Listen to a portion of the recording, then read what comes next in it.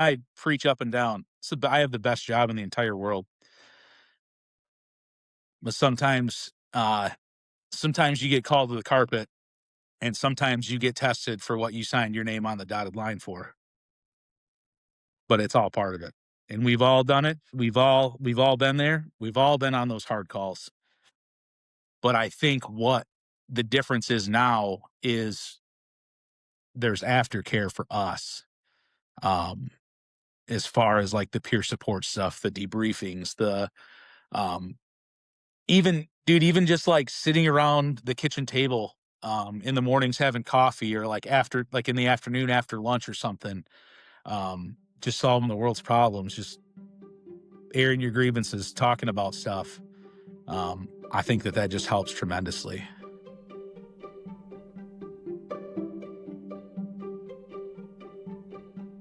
Hello, and welcome to the Front Seat Debrief. This podcast is intended to confront the unique mental health challenges that our veterans, first responders, and healthcare professionals face on a daily basis. My name is Josh Campbell. I am a social worker who provides therapy in a private practice, and my efforts are focused on these populations. I am a former Army combat medic and a former paramedic firefighter. When my struggles with PTSD became too great for me to continue working as a paramedic, I went back to school earning my BA in English from American Military University. Then I earned my master's in social work at the University of Michigan. This podcast has grown from my own experience coping with repeated exposures to traumatic incidents, my personal path to healing and understanding, as well as my educational background.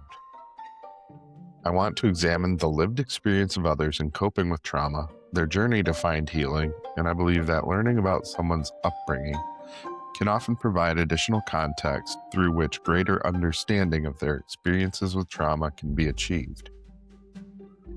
It is my sincere hope that the content covered in this episode, as well as the episodes that follow, will provide listeners with the sense of not being alone in their struggles. Furthermore, I hope that by having these deeply personal discussions, we can continue to decrease the stigma surrounding mental health, normalize adverse emotional reactions to extreme circumstances, and build momentum for creating a positive culture shift within these professions. Thank you so much for choosing to listen. If you like what you hear, please like, share, and subscribe to stay up to date with our progress here. Hello and welcome back to the Front Seat Debrief. Today I am joined by my good friend, Kevin Zimmerman. He has been a firefighter since 2011 and EMT since 2010. He got his paramedic license in 2013. And for the last 12 years, he's been a full-time firefighter. He's currently at East Lansing Fire. He is a Michigan Urban Search and Rescue Tech, building collapse technician, and a rope technician. Also a current field training officer. He's a certified engineer, and he's a member of the East Lansing Fire Department peer support team. Kevin, thanks for joining me. Of course. Thanks for having me. I'm super excited. I'm also excited. You and I met about 8 years ago. We did. I took a job full-time at Delta Township Fire, and you were one of the guys that was kind of showing me the ropes.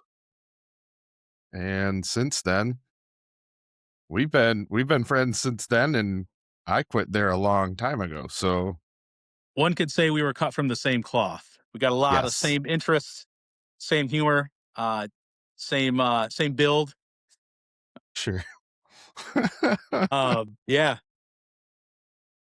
So yeah, I've provided Kevin with the basic outline for how the show goes, and right now I'm gonna kind of turn it over to Kevin, and why don't you walk us through your history? Like, tell us about your childhood, um, any influential moments or characters in your life.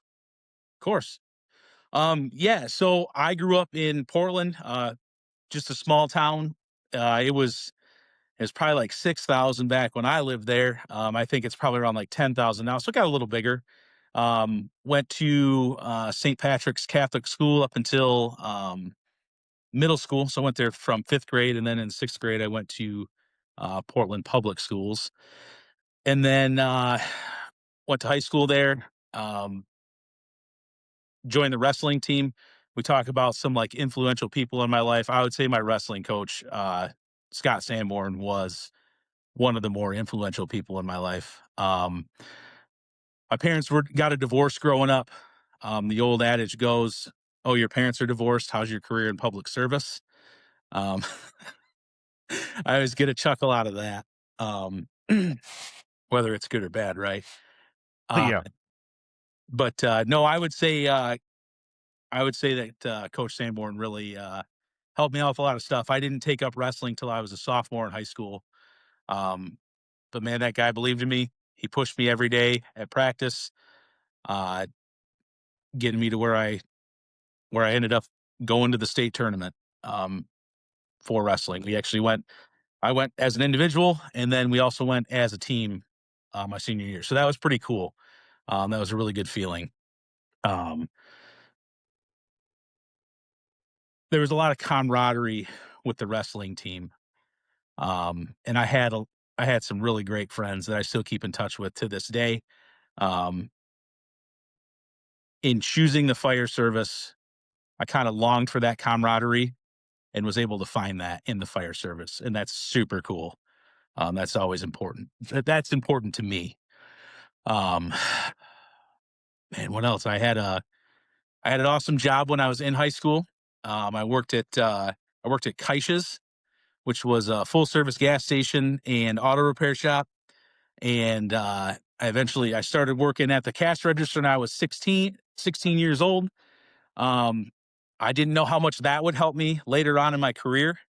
But talking to complete strangers every day, just being comfortable, just, hey, how's it going? Cashing them out, getting them out of the store, um, learning customer service. That was huge. And I didn't realize the lesson I'd learned at the time. But it transferred really well to the fire service. So I'm forever grateful for that. So Adam, if you ever listen to this, thank you. Um, I also when I worked there, to kind of tie in like the fire service a little bit, lot of that last name in the fire service as well in the area. So they were very open and helpful when I was like going to school, working around my school schedule, making sure like I had work hours to make some money while I was going through it. So I am beyond forever grateful for them. Um, and lastly, they let me drive wrecker, like tow trucks, which was super sweet. And I've always liked equipment. I've always liked trucks, that sort of thing. Um, so that kind of helped me also once I got into the fire service, like operating the ambulances and the engines, the ladder trucks, that sort of thing. Probably more confident than I should have been driving around a 60,000 pound truck. But I'd spent a lot of time in the road in some heavy trucks, and it was pretty seamless, which was cool. So, um, what else, man? Went to LCC for fire academy and EMT school, 54th Fire Academy. I don't know. Somebody told me they're on like almost 90 now. I'm like, man, I feel old. Mm. Um, and then from there, Life EMS in Grand Rapids for my paramedic school. Um, Megan, if you're watching, thanks for taking me under your wing during my internship. I am also forever grateful for that. Um, at the time, she was dating one of the dispatchers, and she would text him every morning and be like, "Hey, I got my intern. Send me on some good calls." And we rocked it for 250 hours, and it was awesome. That's awesome. I So love Megan. she's phenomenal. That was one of the things that helped us connect, I think, was knowing the same person. And I also spent a bunch of time with her because I did my internship for paramedic at Life in Grand Yeah, Rapids. And yeah, I'm still in touch with her. So right on. Yeah, that's I'll cool. make sure she sees this. Right on. I love that. Yeah. And Eric. Eric was her partner then. He was also phenomenal. So if he, yeah, I don't know if you want me to say that. Eric Dykegraph? Digraph. Yeah. I'll let him know as well because Right on. he's in one of our group texts. Oh, no kidding, dude. Yeah. Tell Yeah, him I said, hey, man, I haven't seen that guy. I mean, I haven't seen that guy since I freaking graduated medic school, you know? yeah, he was my main preceptor there. No kidding. Okay, Yep. sweet. Yeah, dude. So I had Megan and Eric day in and day out, and dude, he's hilarious. Yeah, yeah, I probably had more fun on an internship than you were allowed to have as a paramedic student, dude. yeah. I think my And Go ahead. I think there's something to that though, because like, you kind of have to adopt an attitude where you Mhm. make things fun, right? And Yeah, when you're able to, you know, get that to bleed over to like somebody's internship, that's like really setting them up for success. and they also kinda, the kind of the dynamic of their partnership, I kinda resonated with it. I'm kinda hard-headed. I learned a lot of my lessons the hard way. Um, and they weren't afraid to be like, "Dude, what the fuck are you doing on this call? What were you thinking?" But I need that. I need that, like, slap upside the head, like, "Come on, dipshit, like, let's go." Sorry, am I allowed to swear? Huh? Okay, alright, cool. I'm not gonna say it's encouraged, but it's real, and Sure. I'll Understood. Yeah, all the but jobs that we've been on, like, yeah, yeah, profanity right is on. totally warranted. Okay, alright. So, you made the transition over to full-time firefighting 12 years ago? Yes, yep, Delta Township. Does that count, like, your time at Looking Glass, or was that No, part-time at nope. No, so none of my part-time counted. November of 2012, I got hired in at Looking Glass, um, which was also a phenomenal experience. They were non-transport ALS. There were two. I know, dude, it was sweet. There were two people on a day, one full timer, one part timer. Um, and then they had a whole base of volunteers that would come in. Obviously, you get paid per run or whatever, but like a fire goes out, they would either come down the station, grab a different piece of apparatus, or meet on scene. That was a pretty cool experience. And that was my first. So I worked at Portland Ambulance before that, and that Portland Ambulance was my first bite into like shift work. But then Looking Glass was my first exposure to like shift work as a firefighter, which was super cool. And then in March of 2013, they did a shared service agreement with Delta Township, and then I became a part-time Delta employee. I think I was there 3 years part-time before I got picked up full-time. Um, so I was able to which was cool. I was able to I felt like I was a little bit ahead, like, in, like, the orientation stuff as, like, the quote, unquote, "new guy." It was very standardized, very structured. Um, but as I went through it, I knew, I'd been there 3 years prior and worked a ton. So I was able to kinda I don't wanna say breeze through it, but I had a little bit better grasp, um, starting in on that. Yeah, yeah. No, that's a huge benefit because I know when I started at Delta, I had been working part-time over at Cutlerville Fire and, training a lot, but that transition from one department to another, going from, like, non-transporting BLS to a Yeah. transporting ALS department, I had done the ALS transport through, AMR, and so that piece of the puzzle, like, was something I had, Yeah. but the whole culture and the pace of training and everything at Delta was much different. Mhm.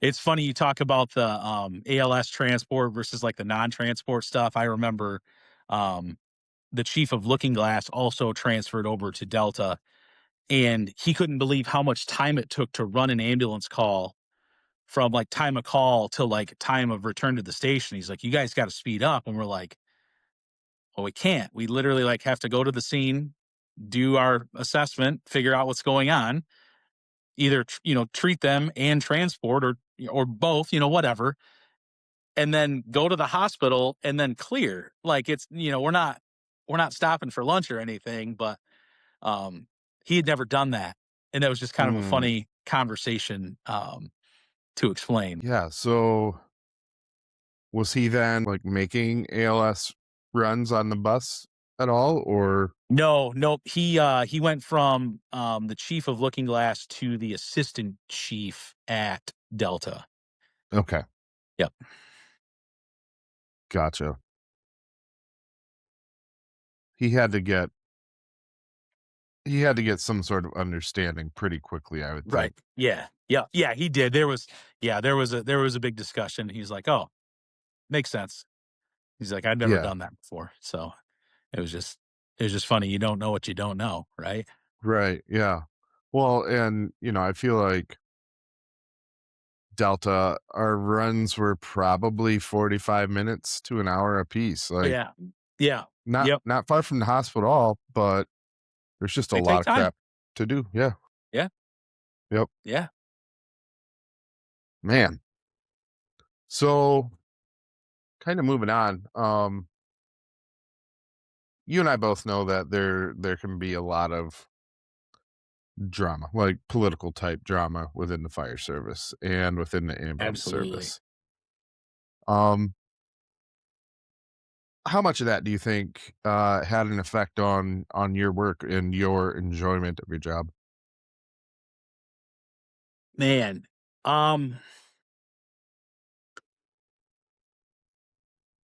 that's a loaded question. I had a really good mentor. One of my best friends from middle school all the way through high school. His dad worked for Lansing Fire, and one thing he constantly warned me about was the firehouse politics. And he always said, he's like, just stay out of it. And I took that to heart, right? Like I still look up to him. Super, super well respected. Um, so I took that to heart. I tried to stay away. Sometimes you get sucked in, it's inevitable. It definitely can bring you down. It can definitely bring your attitude down, your morale, all that. But at the end of the day, we are in charge of our own attitude and mindset. Um, so I try. Some days it's not easy, but I try to harbor a positive attitude and a rock solid mindset against the firehouse politics. Yeah. Now, But with I was going to go say, ahead. but with that being said, I think a lot of it, like the disagreements or the statements and all that, come from like a place of like passion and caring, right? It's just the delivery. You got to learn how to articulate it, in maybe not such an abrasive fashion towards other people. We all want the same thing. We're all under the same mission, but it's all in how you can articulate it. Some do a more eloquent job than others. Right, for sure. Um, now, so you're joining me from your local Yeah, volunteer fire station. yeah, Um, can you talk a little bit about the difference, for those that might not know, in sort of the different cultures? Because the cultures are very different very different. between volunteer or paid on call and, full-time professional. Yeah. So I'll start with the full time aspect. From where I work, we ran 7,771 calls last year in 2025. That was our busiest year yet. Um, I'm in an active medic role, which means I am predominantly on the ambulance with some fire truck shifts rotated in there. We run a fair amount of calls. 10 is like a normal day. We are home. I work at East Lansing, so we are home of Michigan State University. And on a game like a football Saturday, uh, you can plan on running 15 to 20 per ambulance. There's 4 ambulances on a day during like a game day. So we're busy. It's fun. And what makes it fun is when you get a good partner and nothing else matters. So, um, so the difference here for my for my paid on call job, I don't think we broke 100 calls last year between fire and EMS. Wow. Um, yeah, and I would say out here we probably run 2/3 EMS, 1/3 fire, and there's actually like real fires out here. We're 20 minutes away from a fire call, so it's got plenty of time to Yeah. grow. Fire doubles in size every 60 seconds. Um, so sometimes we get out there and it's a job, which is cool. The difference, I always laugh when we have like 2 or 3 medicals a day here. Sometimes, just the way the chips fall. They're like, man, that's crazy. We don't ever do this. And I'm like, dude, some days I run 3 medicals before lunch. It just kind of Yeah. cracks me up. Another kind of difference is I'm the only one on Westphalia that is a full-time firefighter. So everybody else has a job that is not the paid on call. Um, so people bring a lot of different experiences in. I live in a little small agricultural community, lots of tractors, lots of equipment, that sort of thing. Some calls do end up involving tractors and equipment and stuff like that. And a lot of guys are a wealth of knowledge around that sort of thing. Um, but yeah. What are some other differences, man?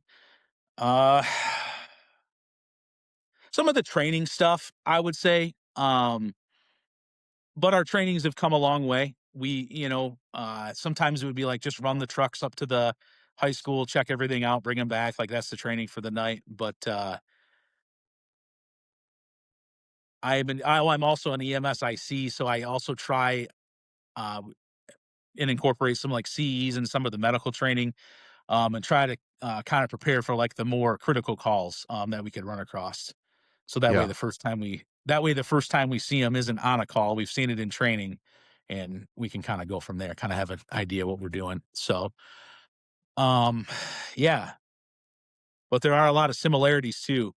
The willingness to work, the sense of duty. Um, I'll be honest, man. Like out in East Lansing where I work, and it's probably the mindset too, the subconscious. Like when I go on calls out there, it's like, man, I don't know these people. Like I'm going to do the very best I can, and I'm going to be as aggressive as of a paramedic as I can be, or as aggressive as a fireman as I can be. But I don't know these people. But here in town, here where I live, when I go on calls, man, sometimes it hits a little different. Because these are my townsfolk, right? These are my people, right? Hmm. Yeah. Um, where I live is also a town of like 600 people, so we've probably met. Right. That sort of thing. So it that adds a different dynamic to it. And some of the guys on the fire department here, I mean, dude, there's a guy that we run a pancake breakfast once a year for just a fundraiser to help us get some of the stuff we need. There's a dude that is on the fire department here that he does the 50/50 raffle tickets. You're supposed to write your phone number on the back of the tickets. He knows everybody's phone number that buys the tickets. They don't have to write them on it. Like to give you like an example of like how close it is, like that sort of thing. So that is a difference for sure. So Yeah. and I'm like, And I think it's worth mentioning those pancake breakfasts. Like the sausage is always the talk. I've had people back when I was working for Portland, like, hey, they're doing this pancake breakfast. I'm going to bring you a plate because, you know how Phil is. oh yeah, Phil loves good meat. And who doesn't? right. Yeah. Yeah, we hand make that every year. So Yeah. And it's amazing. yeah, it's good stuff. Yeah. Yeah. I, I, I do think it's worth mentioning that, there's a couple interesting things about Westphalia. Um, of course, when I was working for Portland Ambulance, we were primary EMS response for Mhm. Westphalia, and coming from inner city EMS to rural EMS, rural agricultural EMS, there were a few firsts for me in Westphalia. Yeah, Um, I will say that farmers are just hard-nosed, stoic people, and when those folks call 911, it's because 'cause they're fucking dying. fucking dying, dude. Yeah, they are not mildly inconvenienced. They are dying. Yes, the Yeah, calls are real out here. It's for sure, crazy. It's crazy. and it's also the first place, like, well, first and only place I've ever had to step over a priest when I was responding to a cardiac Yeah, arrest. yeah. The old priest shows up every now and again. Yep. "Excuse We me, padre, I really need yep. to, do my job here."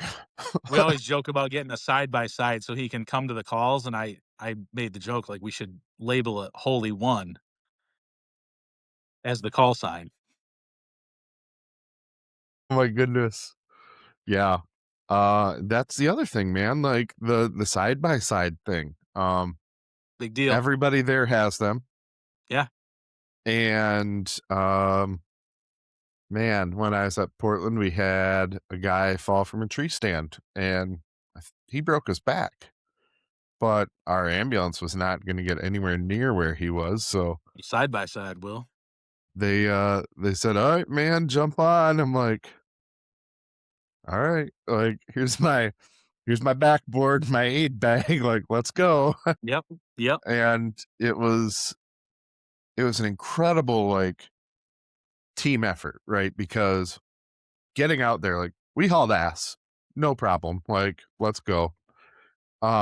Once we got there, we took our time, made, all the precautions necessary as far as, like, spinal immobilization, but that side by side didn't have a long enough bed to fit.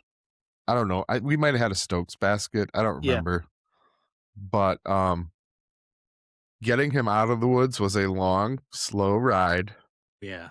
and, firefighters are basically carrying the back of that Stokes basket to make sure it didn't fall off the side by side, and, um, that close community effort, really showed because I've actually still got a thank you card from the guy's wife, I think, That's sweet. after he had recovered, and, That's awesome. wasn't used to getting that working Yeah, inner city, yeah. Absolutely. but definitely had some interesting calls out there. Probably one of the first times I'd been invited to the firehouse to be reunited with someone that had a full recovery from a cardiac arrest. Dude, I was gonna bring that up. Also for the listeners, we are just MFR first response out here. So we are extremely limited on what we can do on scene. Vitals, CPR, oxygen administration, and like bandaging and splinting. Like that's pretty much it. Do you guys And have an AED?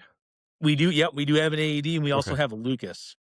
Okay. Um, but where I'm going with this is there's been a handful of since I've been on, there's been a handful of like cardiac arrest saves where there are no deficits, with just CPR and an AED and a shock. Like it's unbelievable. Yeah. Um, and it's so crazy.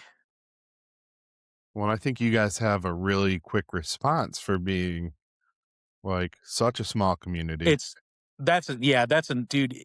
When the tones go off, I live point 0.3 miles from the station. If I don't go 50 down the street, then I don't make the first truck. Like, yeah, dude, it's crazy. It's Yeah. crazy. And like everybody shows up. Yeah. Like it's awesome. Yeah. Um, yeah, I remember another really interesting call that I took out there. I don't know if you were on that one, but somebody was towing their mobile home and somebody hit it or something. It looked like this mobile Oh, home geez. exploded. Uh, it was it was quite the scene. Nobody got hurt, so we're just standing in the road, and there's just like shit everywhere. We're like, what the fuck do we do here? Like, who's got to clean this up? Yeah, I don't know. It was strange. I'll that's send you very good. pictures of that Yeah, sometime. right See if on. it Sounds good. jogs your memory. But Yeah, yeah, um, no, it is interesting though because like the bad calls yeah, in that small community, yeah. they they stick with you, right? 100%. 100%.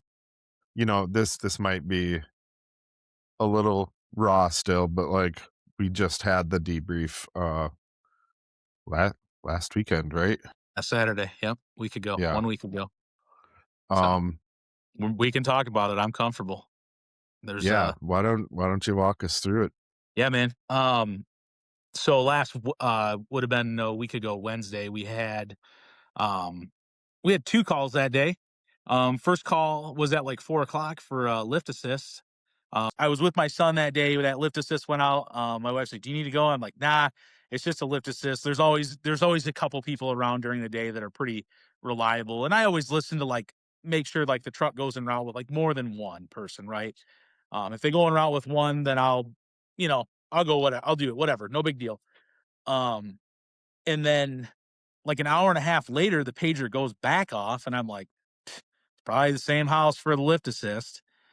And it was a call for uh, side by side through the ice on a pond with 2 people in the water, unknown on like life status. And that was really weird to hear. I've never been on a call like that. I've never been on any kind of like water rescue, even like in the summertime, anything like that. And I'm reading like the notes on my phone, and on the way down to the station, I'm like, dude, this is weird. Like, this is not supposed to happen out here. Um, and we went to the call. Ended up being grandfather and a granddaughter. They were driving across a pond in a side by side with a plow, broke through the ice into the water, and they were on top. Some kind of things about that call. We don't have ice rescue capability, meaning like there's these like special suits that you have to wear. For the listeners that don't know, it's called a Mustang suit. It's like a fleece lined with like a watertight exterior, waterproof zippers, that sort of thing. And they're very buoyant. So if you do go on the water, you just float there. We don't have those. We're limited in our budgets. We're limited in our training budget, that sort of thing. But if I was willing to bet, that's going to change after last week, which is cool. But anyway, so we get there. There's nothing we can do. We're waiting for the next closest mutual aid that has ice rescue capabilities to get them out. Um, you could see them from the bank on the top of the water, and there wasn't a damn thing you could do. Um, I'm proud that we made the right choice by not going out there, um, because if that ice would have broke, then now we have a responder in the water without proper gear, and that's a whole nother thing. And then it's just the chain reaction of what next. Um, little quick research on the call. Sounds like our protocol is 90 minutes or less in the water is considered viable. They said they were in the water about an hour, so um, still in rescue mode, not recovery mode. Made the rescue, uh, transported both patients to the hospital. I jumped in with the little girl um, to help that crew, and we took off towards Sparrow. Unfortunately, that day I had pediatric advanced life support 4 hours earlier in the morning. Um, but I felt excellent about the treatment and interventions that we provided. Gave her the absolute best shot possible, and I can look this camera with a full heart. Yeah. Still a bummer either way, though. Yeah, they the kid calls are always the hardest. Always. Absolutely. And that one certainly wasn't my first. Um, I don't know if you want me to go off and talk about some kid call stuff. I have plenty to go off of. I mean, if do you have like I mean that one was fresh. Do you have one that really stands out as being like I don't know, like a turning point for your understanding Yeah, or the way I you do. see your job? All right. I do. Um, I have one that I have I have one that I compare all other calls to with the way that I felt. When I worked for Portland, we went to a daycare for a 3-month-old in cardiac arrest. This was before any real peer support stuff. Um, I was just a basic EMT. So not a paramedic. I don't even think I was a firefighter yet. This was pretty early on in my career. We get on scene, carry the kid out to the ambulance, we do our thing, we transport to the hospital. This goes back to like the small town stuff. You know everybody. Um, in my head, I had an idea of who this was, but I didn't know. Um, when I got to the hospital and we turned the patient over, and I saw my buddy, who's also my coworker at the garage I worked at, and his wife walk through the door. Yeah, that was tough. That's still a little tough to say, and that was probably 10 years ago.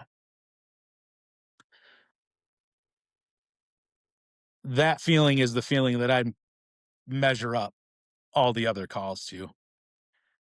I've never felt that way since. I hope I never feel that way ever again. Yeah. Ugh, that one was tough. That's still a little tough to talk about right now. So, um, yeah, sorry. Appreciate you being willing to talk about it. And there's nothing to apologize for. Um Obviously that's a challenge in small town Yeah, EMS. yeah. And it's also and it's weird. I haven't talked about that in quite a while. And this obviously happened before I had a child. And Yeah. now that I think about it, and I have an 18-month-old son at home, like that hits a little different even now. Yeah. So yeah, yeah, How how do you think that altered your outlook on what you do moving forward? Because that was you said 10 years ago? yeah, It's been a yeah. minute. Been a minute. Um, man, there's a lot of things I think about. Um, number one is to number one. We always say this is like a calling, right? This job's a calling. Um, and I think it is. I think it's an honor to get back on that truck and continue to serve even after calls like that. Um, continue your education, continue your training, so that way it's not all in vain. Because I think if you give up, and it's just me personally, I think if you give up, it may be, I don't know. Yeah. Yeah, and it it really is difficult though to turn But around and also just there's calls that, man, I haven't been on a call yet, knock on wood. Hopefully I'm not quickly humbled, but I haven't been on a call yet that makes me want to give up. I just want to try harder. So, yeah, and I think that, and I think with that little girl, a couple Wednesdays ago, like being fresh out of pals, like it's like, let's go, let's do this. Like I know exactly what we need to do. I know I didn't even have to break out the Broslo tape or the My Medic cards to tell you what color the weight category she was in.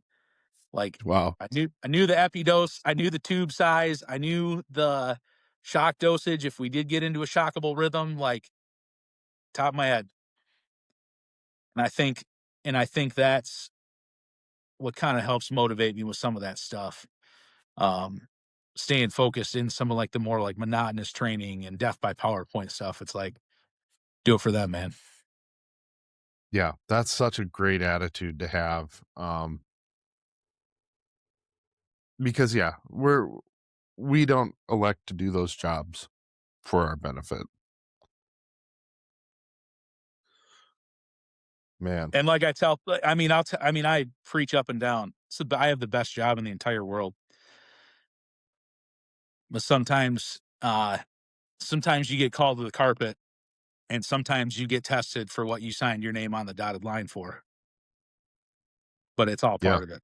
And we've all done it. We've all been there. We've all been on those hard calls. mhm, But I think what the difference is now is there's aftercare for us. Um, as far as like the peer support stuff, the debriefings, the um even dude, even just like sitting around the kitchen table in the mornings having coffee or like after like in the afternoon after lunch or something, just solving the world's problems, just airing your grievances, talking about stuff. I think that just helps tremendously. yeah, and I know from engaging with, the peer support team at East Lansing that, um, y'all are doing a really good job That's all. of, Thank you.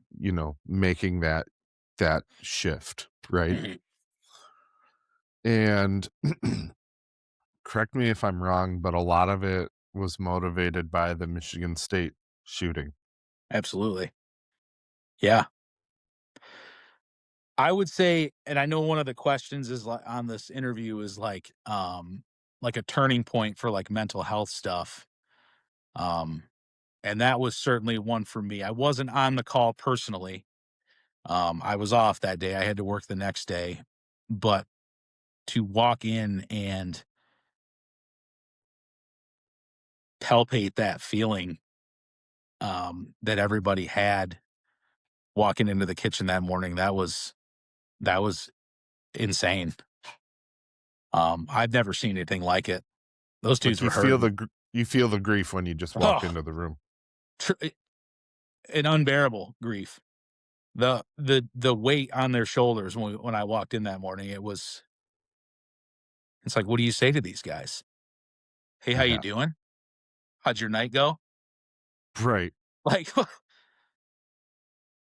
yeah, um, yeah.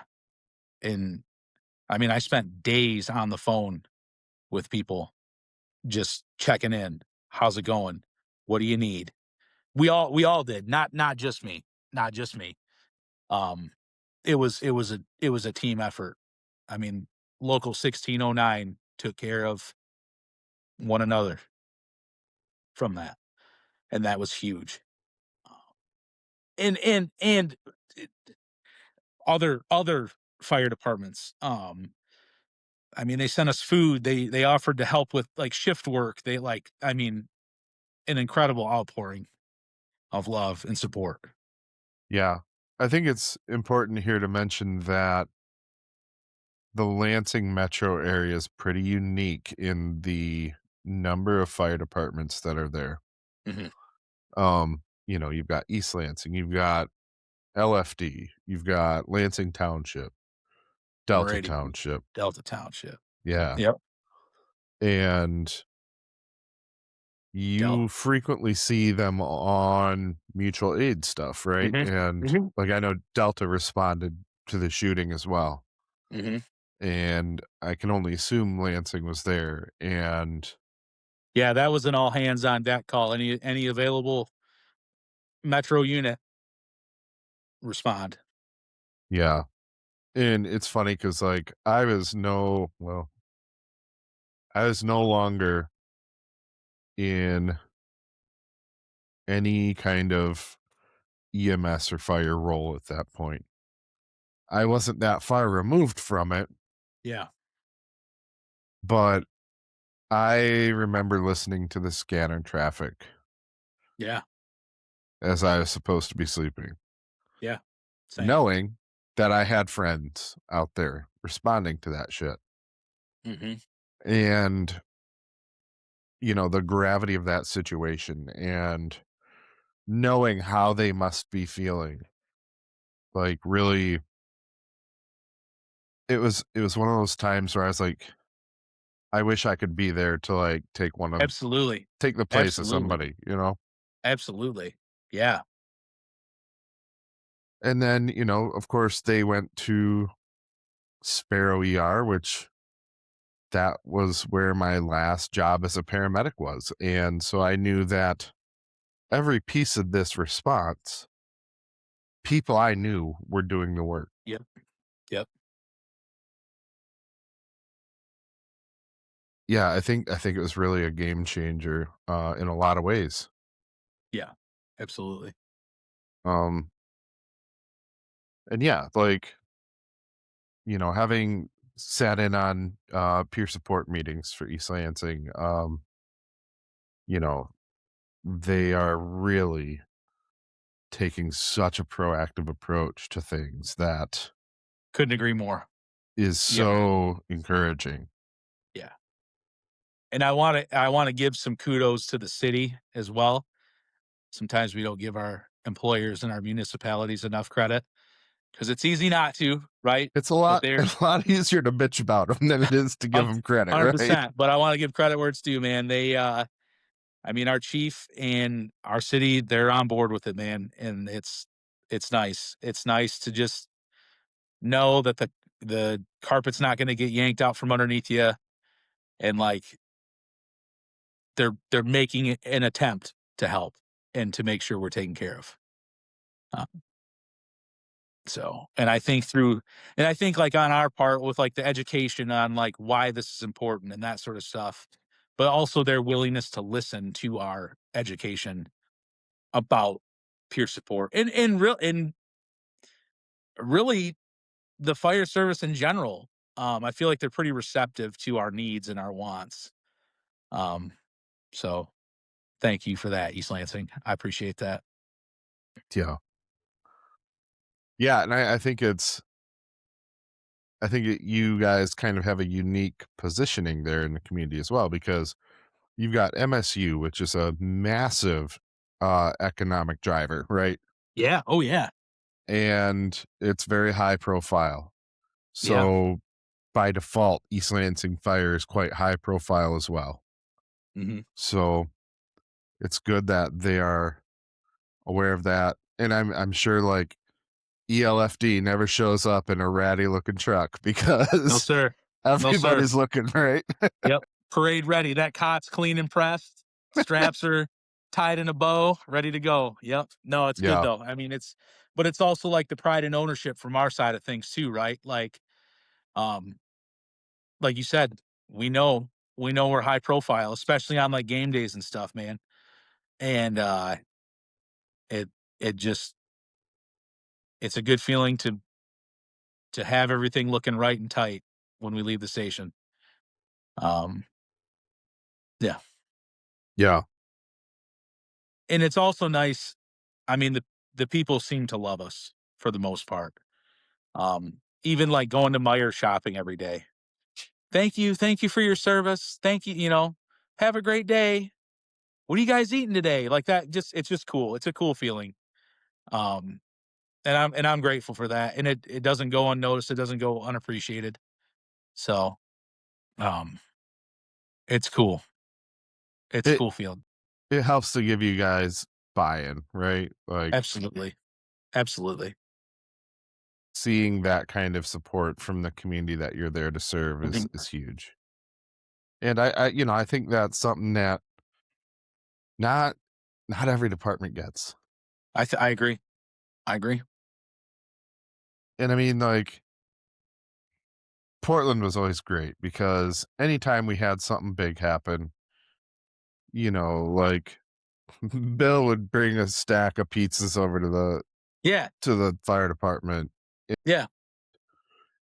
Of course, Bill's a Grand Rapids firefighter. Super good dude. He was also on that call Yep. last weekend.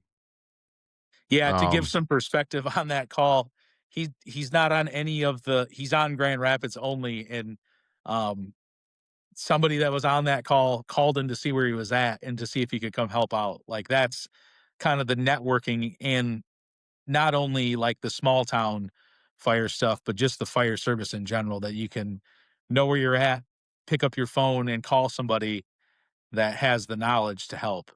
yeah. I think that's awesome. Well, I think it also speaks to the community of firefighters in the state, period. Um, Firefighters within the state, it's a tight knit group. And if you're trying to get on to another department, there's a good chance that somebody at your current department knows someone at that department. Every day's a job interview. For sure. Yeah. For sure. Yeah. And yeah, if you're a piece of shit, like the new department's gonna know about it Yeah. Absolutely. way Absolutely. before they interview you. They will Uh-huh. know about it. Uh-huh. Yep. Yep. Yeah. And I think like, especially for folks that are just looking out to start in firefighting, because I think I think it's a pretty common thing for firefighters around here to get their start as a paid on call or a volunteer. 100%.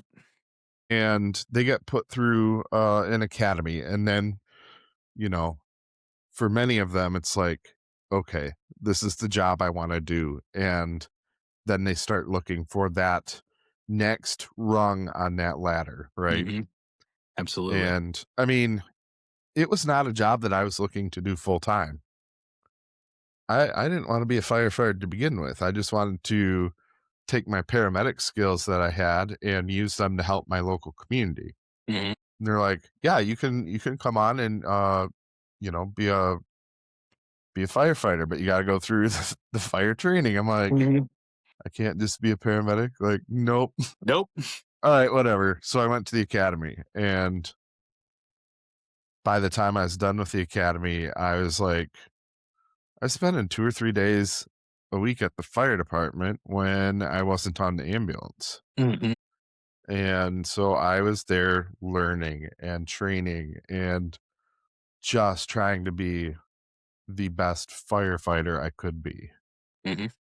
And then, that whole thing about, someone at your department knows someone at the other. Well, you know how it was. Like for me, one of our lieutenants at the time, I think he was, happened to be a captain at Delta. And it's like, all right. So I had this little in.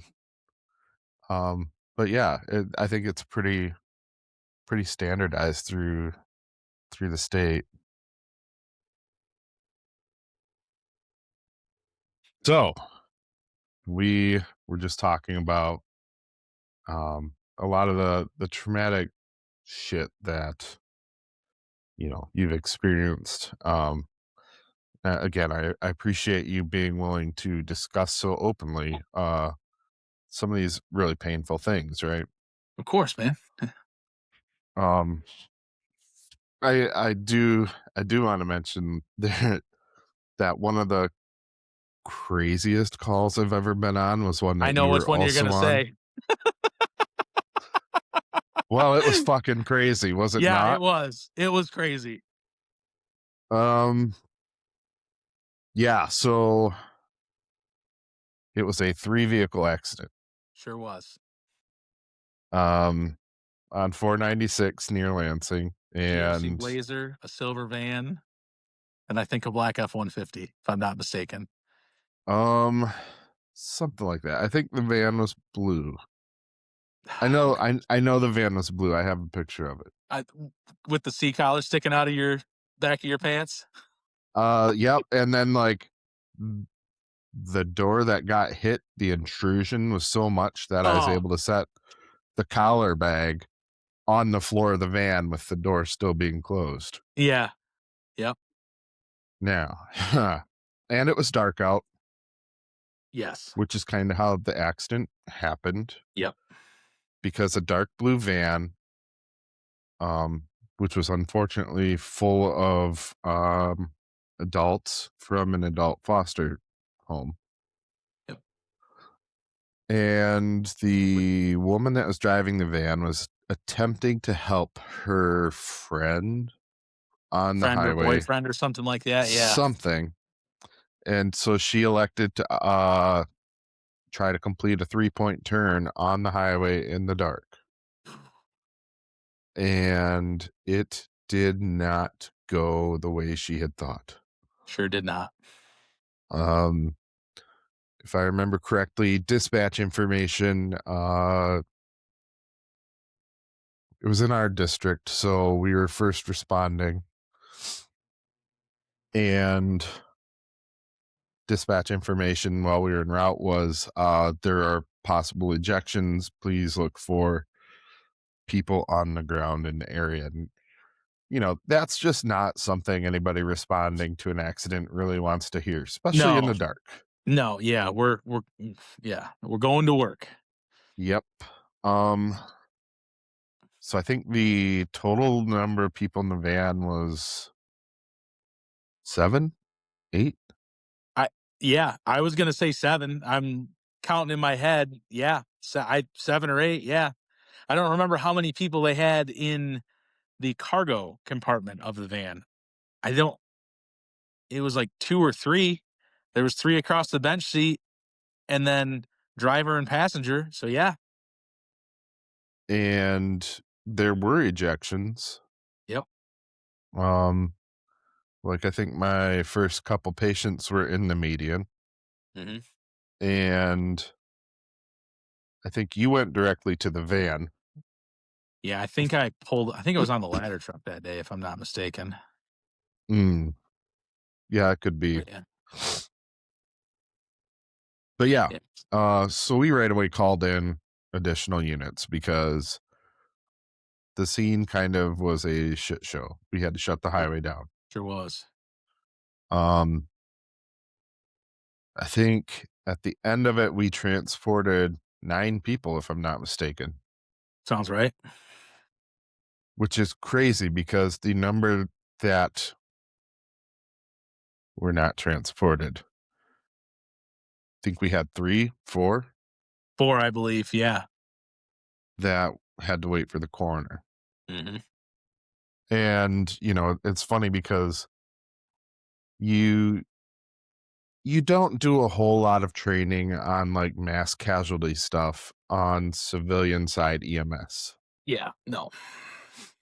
And so like being a former army medic, that part was like supernatural for me. And it's like this is like the part of your job that no one really wants to do, Yeah. but you show up and you give like 3 to 5 seconds to assess people, and you're the one that says, nope, this guy is dead. We Yep. can't do shit for them. Yep. And like that's a responsibility that, you have to take, and it's a very serious one. Hmm. But, the first guy I got to was laying face down. I remember Nate Lay was right there. I'm like, dude, help me roll this guy. Um, we rolled him, pulseless, apneic. He's dead. Yep. We cannot devote time to help this guy. Yep. Unfortunately, the man suffered a grotesque injury that didn't register with me until later. Hmm. because I wasn't looking for injuries. I was looking for signs of Sign of life. life. Yep. Um, yeah, it was later confirmed by one of the medics that came in and helped take the bodies out. Uh, the guy had his genitalia ripped off as he was ejected, and Mhm. I have no fucking clue how that happened. None. Yeah. Yeah. It's I crazy. don't remember seeing blood. I don't know if there was blood, and my brain was just like, no, you don't need to see that. Yeah. But there was a testicle that had come unfurled and was like laying on the guy's lap, and that's Hmm. some detail that came back later. Yeah. Uh, Crazy. Super crazy because I think I helped package him up. Yeah. Yeah. And I was like, that's pretty wild. Never seen that before. Mm, yeah. But the guy that was next to him in the median was screaming his head off. And I don't think he was involved in the accident. Like, he may have been the friend of the woman Yeah. whose car was unaffected. Yeah. Uh, he Who was knows? unconsolable, and there wasn't a lot we could do about it. Yeah. I think he is probably the last one to leave the scene, um, heading to the hospital. I think he was my patient, actually. Um, but you went over to the van, and you had what? Internal decap is kind of what Yep. we assume. Yeah. Open the sliding door on the passenger side, and there's this woman just in like the first seat right there, and had Quite kind of quite rotund, if I quite. remember Yeah. She correctly. was quite large. Yep. Uh, like you said, did that like 10-second pulse check, and I'm like, nope, she doesn't have a pulse. So we moved her out of the van and got in there to help the other people, which is, yeah, I just remember that like it was great, like the people that were in like the cargo area of the van. And like I vividly remember the one guy, um, he had some sort of speech problem. Like he couldn't talk. He just kind of did like, for lack of a better term, like gibberish. And we're like, are you Mm. hurt? And it was like he just couldn't tell you anything. And you're like, holy cow. And that was kind of crazy. And there's nobody at that point that could say, "Oh, um, either this is his disability or he got hit in the head so hard Yeah, or that his he's not brain making any scrambled. sense," Yeah, right? yeah, yeah, Um, right. so you're kind of left working with like, okay, I can't rule out like a really severe head injury. Like, Yeah, we kind of have to treat this guy absolutely. accordingly. I want to say there was probably two more. I don't I don't remember. Details get Yeah, foggy. I don't remember that too much, yeah. But like that initial like scene size up and locating patients and um gosh, I'm trying to remember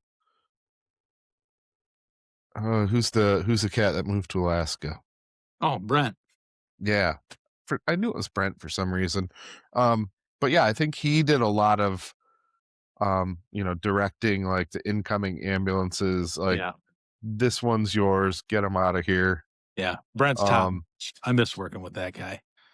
he's a cool dude. And Yeah, I mean, I didn't get to work with him very long because he went to Alaska not long after I got there, I think. yeah, But yeah. um yeah, wasn't he all stoked about being a Tillerman up there? Like, He was a training chief up there, I believe. oh, okay. Yeah, yeah, Yeah.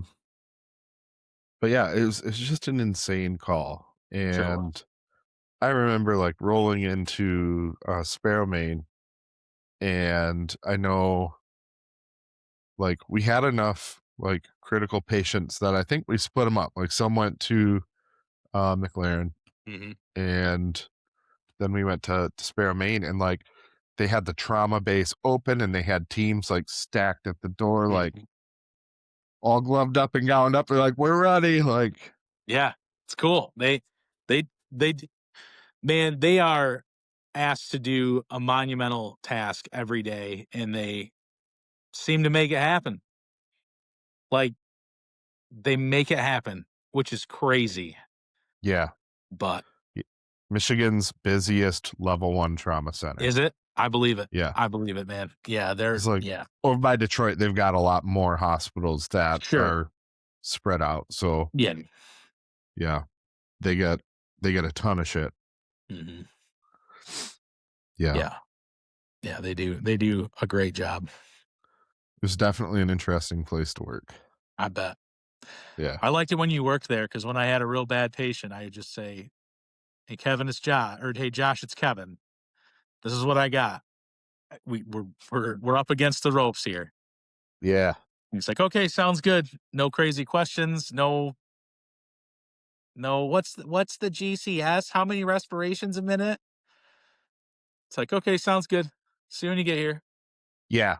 And I think that was one of those things like we were very specific about how we called our radio reports into the Absolutely. hospital. Absolutely. So when you show up and you're on the radio at the hospital where the patients are being brought, like you know what you need to have. Mhm. And I'm not going to ask any superfluous bullshit. Like, Mhm. I don't fucking care. I just Right. need to Doesn't know. matter. I need to know the important things. Mhm. Like, what's my mechanism of injury? Mhm. Are you vitals good? Like, what should I be hearing? Yeah.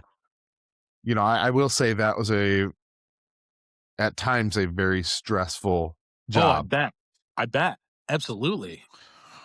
Like, I remember when you've got like all the different radio channels all getting like traffic at the same time, like blah blah Mm. blah from Delta and medic so and so from like Jesus, we have like priority patients coming in from like every fire department around. You have other people calling in on the phone and like trying to like okay, first come first serve. Like let me get the priority ones. Like if I heard sirens in the background, I'm like, bam, you're next. What's up? Yep. Like What are you gonna because if you got someone coming in lights and sirens, then you need to get Mhm. that one in because they're going to be here first for starters. Quick. Yeah. And yeah, um, it could be very overwhelming now, Oh, and I bet. there's times that like needed to grab an assistant, like somebody answer that phone and Mhm. start taking notes. Mhm. But I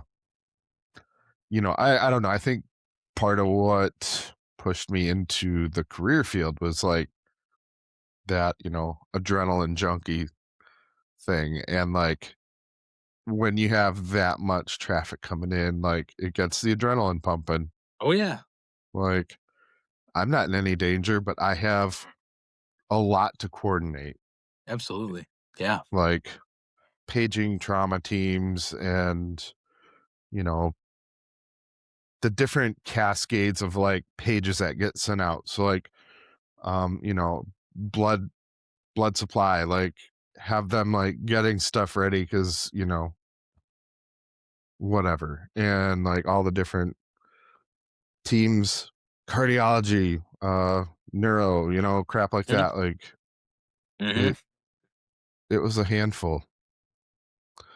And I'm super happy that we only did like 1 hour rotations in there because Yeah. It that gets could be crazy. Get that could be overwhelmed. a Yeah. long day. Yeah. So yeah, didn't mean to get sidetracked that No, hard, but you're good, dude. um it was definitely that particular call, as crazy as it was never one that really stuck with me. Yeah. It No, I just mean, just the insanity of it, not anything not like any like mental trauma or anything like that. yeah. Yeah. Yeah. Yeah. Yeah. I mean, there are aspects of it that, kind of persist like in the image in my mind, but again, not in like a traumatic way. It's Yeah. like, Yeah. holy shit, you'll never believe what I did, right? Like it was crazy. Yeah. My, one of my retired battalion chiefs said he medic after dark stories, Ooh, and I'm like, "Yep, that's a good way to put yeah, that." for sure. Yeah. No, I dig that. Um, but yeah, I do think it's neat though to be able to discuss like these harrowing calls that won't ever leave you alone. Mhm. And then you have these fucking wild calls that just kind of get loaded into a storybook. Like, Mhm. Yeah. you know, not generally stories that you tell people, but like when you're talking shop with another medic or Yeah, when you're something, in that right? kinda safe space with somebody else who's done Yeah, the job with you, that sort of yeah, thing. for Absolutely. sure. Absolutely. Yeah. So, I mean, we've discussed a fair amount of trauma, Mhm. and we've both worked a lot of calls that do stick with you. Mhm. I know for me, a very common one that would hang with me for way longer than I want it to is like suicides. Yeah. Um, I'm sure you've had a lot of really memorable Mhm. calls of those as well. Yeah. And like I know for me, like there's that heavy feeling on scene and it's hard to describe, but it just feels again heavy. I don't know how else to explain it. Yeah. Yeah. Everybody feels helpless, um, from the people that find them to the first responders, right? Like, Yeah.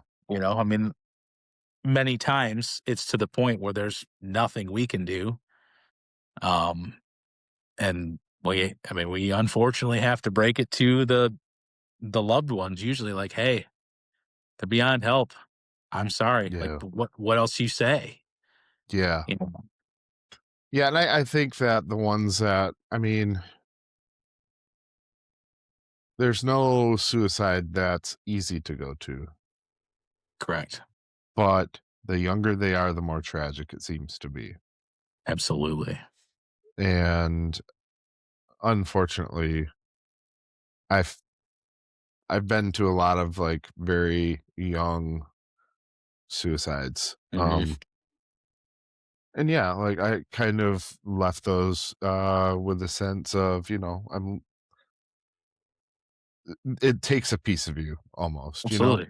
Absolutely. And, a lot of times when you deal with that shit, eh, you can't help but bring that home with you. Yeah.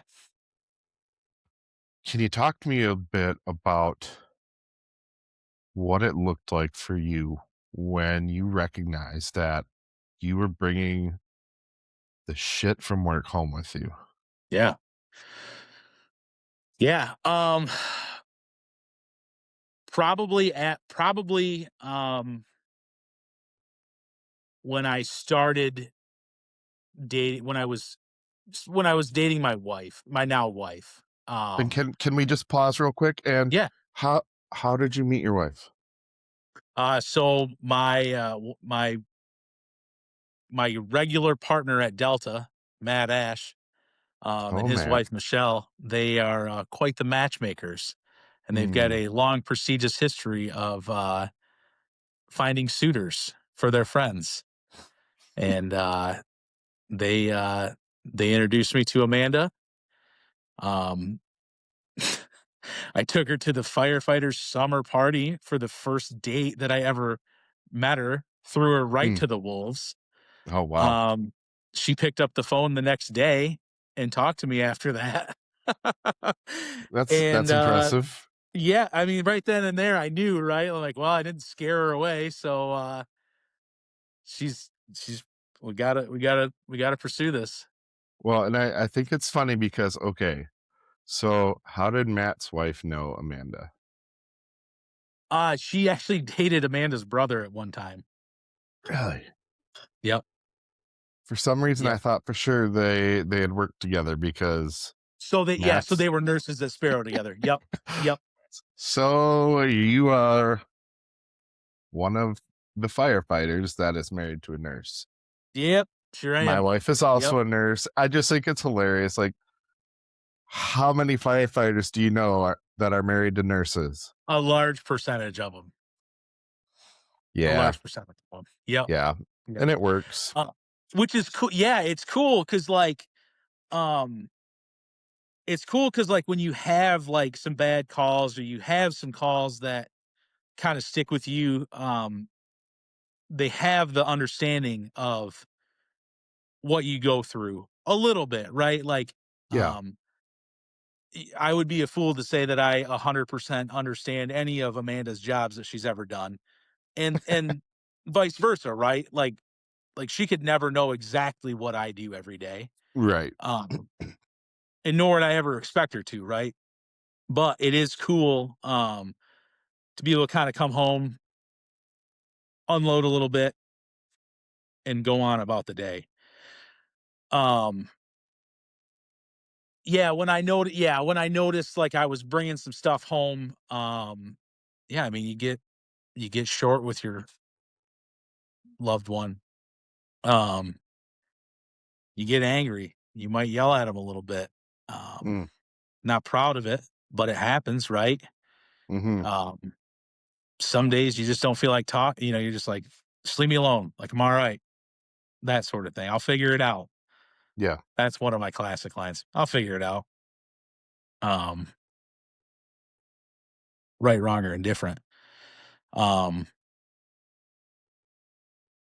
I will say that it's gonna sound crazy, but like some of like the social media stuff has helped me kinda with some of this stuff. There was a video that I watched, I probably saved it, but it talks about how like, listen, man, your wife and your kid doesn't need a salty 15-year fireman to come home. Like they need their husband and they need their dad. So put that shit in your gear locker at work and come home. Um, and then it talks about like how you give your customers your best, you give your coworkers your best. You should be giving your family your best too. Um, so I took that one to heart. yeah. Um, so I try to remember that. And like I'm not perfect at it, but I try. Well, yeah, and it's a very difficult thing to just be able to disconnect Yeah. because Um, these injuries, like these moral injuries, they are real and there's something mhm, to them, and mhm, we are not always able to check that shit at the door. mhm. So yeah, unfortunately, it doesn't always like play out the best when we get home. Right. Right. Right. Um, we did a that to the rescue class Oh yeah. where you bring your spouse with you. That was pretty sweet. Um, they gave quite a few like tools and tips on how to help with that very thing, like checking it at the door, that sort of thing. Talks about like how he would come home off a shift and like you got to like immediately go to some like family function. You're like, dude, I just got done like doing it last night.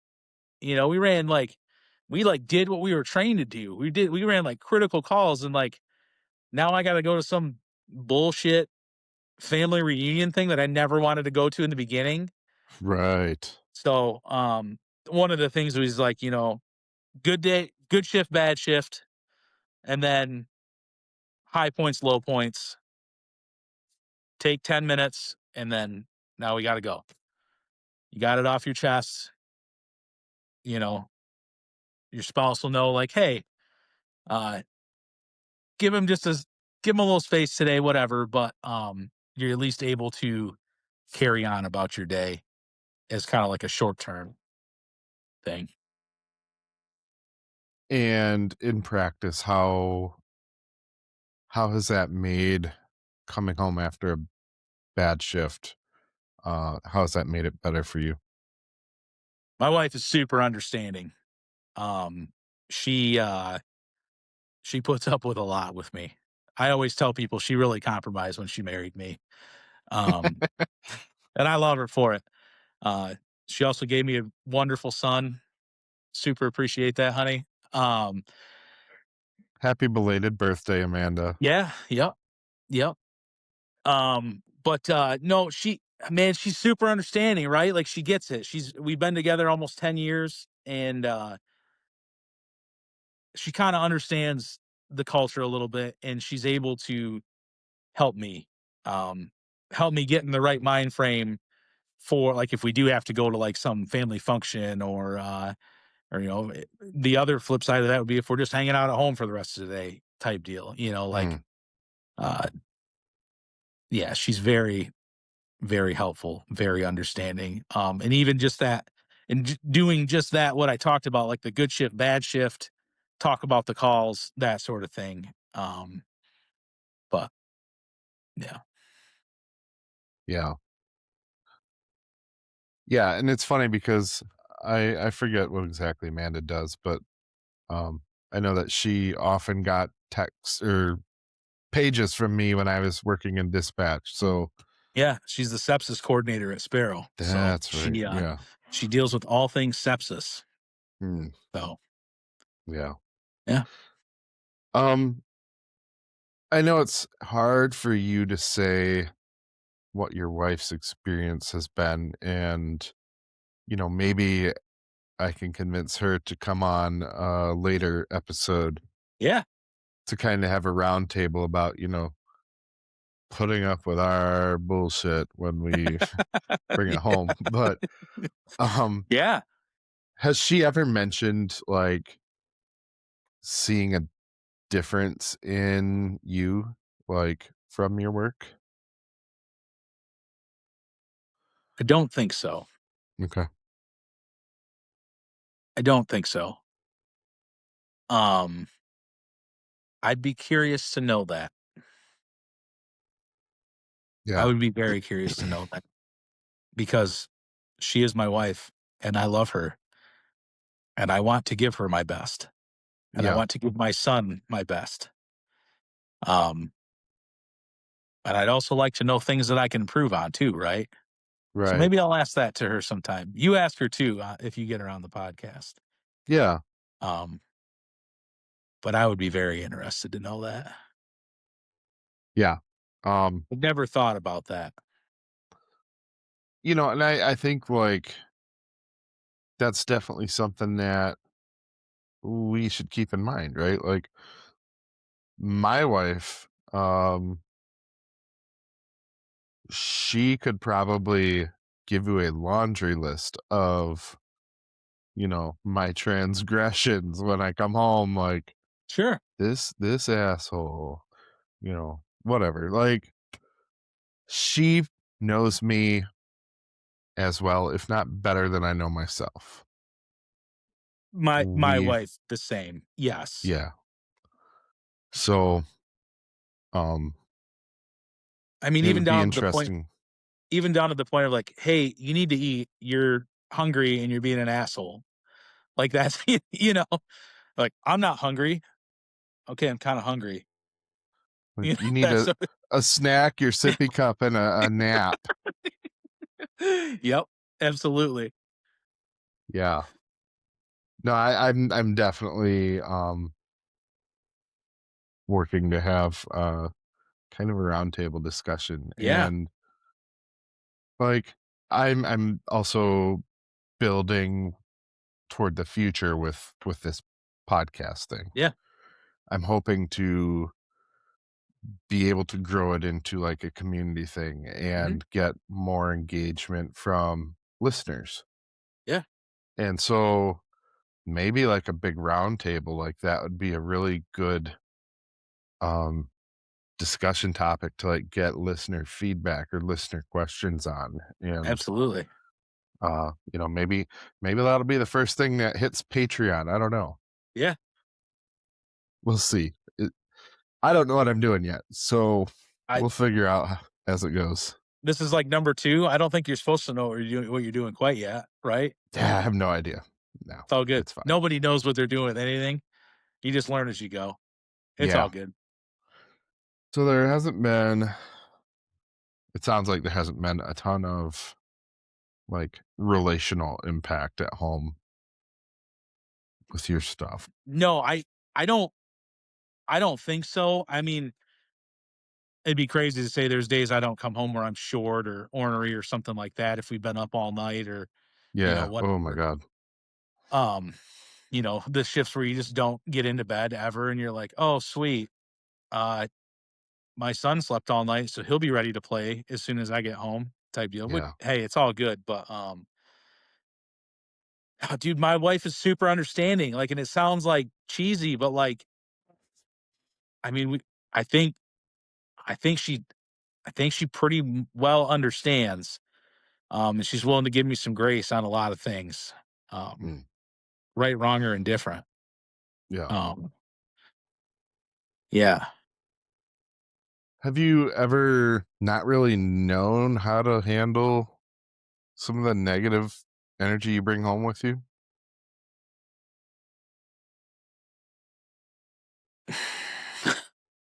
Burying it is usually it help. I don't want to say it helps. Burying it is sometimes a tactic, right? It's like, Yeah. whatever, don't talk about it. It's not worth it, that sort of thing. Um, but then that it usually comes out as anger for something else. Um, does that kind of answer your question? I mean, it definitely. I think we're moving in the right direction. Yeah, the whole stuffing it down. Yeah, Um, in the long term, that's kind of a rough way to go about things, right? Like, absolutely, absolutely, um, that sort of festers and the pressure builds, um, which leads to, other negative consequences that, maybe could have been averted had there been, like a absolutely, earlier pressure release, right? absolutely. Yeah. Um, have you ever found yourself like using negative coping mechanisms? Like any anything that you like lean on to just like try to get through stressful shit that you bring home? It's gonna sound crazy, but like, dude, like eating. It's not crazy. Um, it's like it's weird, and I don't know if this is true or not, but there was some doctor speaking about like when you come home from a shift, how your body doesn't produce the hormone that allows you to feel full Mm, type deal because of like the being in like the fight or flight for 24 hours, whether you think you're in it or not. Um, come home and just plow the food. yeah. Um, I've definitely found myself with that. Okay. Um, that one's yeah, that's an interesting one. Been far more conscious of that recently. Okay. But, trying to think like other negative stuff, man. I try to have the positive outlet stuff, right? Like go outside. Um, I've got 2 dogs. I walk around town with my 2 dogs and my son in the stroller. Like take them to the park. Like try to have those positive outlets so I don't fall into that. Yeah. Um, I don't drink. Um, I don't drink. Uh, one of my good friends was in a drunk driving accident a while back, and from that day forward, I didn't drink. I was his. I told him I would be his friend in sobriety, and we did a lot of fishing together, Mm-hmm. and found some like positive outlets. And I kind of came to the realization that like, man, really like no situation I find myself in would alcohol make it better. Mm. Um, one of my good friends, uh, Matt from Delta, a different Matt, not Matt Ash, but he wrote down. He said if you wrote alcohol at the top of a piece of paper, covered it up with tape, wrote on this piece of paper all the things that it can do or it can cause you to do or whatever, and you handed it to somebody and you said, "What do you think this is?" And then took the tape off after they read through it and told you what they thought it was. He'd be like, "Man, they'd never let you sell that at the store." And you can literally Mm. go around the corner from your house and just get it. Mm. Um, Yeah. I don't know. That one hit me hard. Um, and I just have kind of left it alone. I also just like to be home, and I don't want to be somewhere like, man, I've had like 3 or 4 beers. Am I good to drive? Yeah. I don't want that. I just want to go home. Yeah. I got a No, wife I and a kid totally and get two that. dogs, man. I just want to go home. Yep. So Yeah. I try to not fall into the negative coping stuff. Um, I try not to. It's tough. It's 100% tough. I mean, I'm sure I've told you this, but there was that time where Phil had to drive out to my house and say, "Look, man, you have to stop drinking." Yeah. Because I would get home from my shift, just get done with 24-hour shift on the Mm-hmm. bus and pour myself a big ass glass of bourbon as I make my breakfast. Mm-hmm. Part of it was in that role, even though I was off shift, that pager was still on me. Mm-hmm. Yeah. You never got a break And from it. And if you took a drink, you couldn't go on a call for 8 hours. it's so strange. So, and this was like right as COVID was really ramping up. And I I was burnt out. Yeah. Um Everyone was, dude. well, and I was burnt out on EMS. Yeah. And you probably recall, but like I bounced around because I was trying to survive, right? Mhm. Mhm. And always looking for like a better work-life balance Mhm. and needed a change of scenery to keep things fresh. And Mhm. um, Portland was a good change for a while. Mhm. Super long transport times, really high acuity calls, Mhm. really made my like it pushed my skills and made me up my game as far as Mhm. being a medic because inner city shit, you're with a patient maybe 15 minutes, Maybe. Yeah. 20 minutes tops. Yeah. And out here, like you can be with a patient for like an hour and a half, Mhm. depending on how long you take on scene, right? Yeah.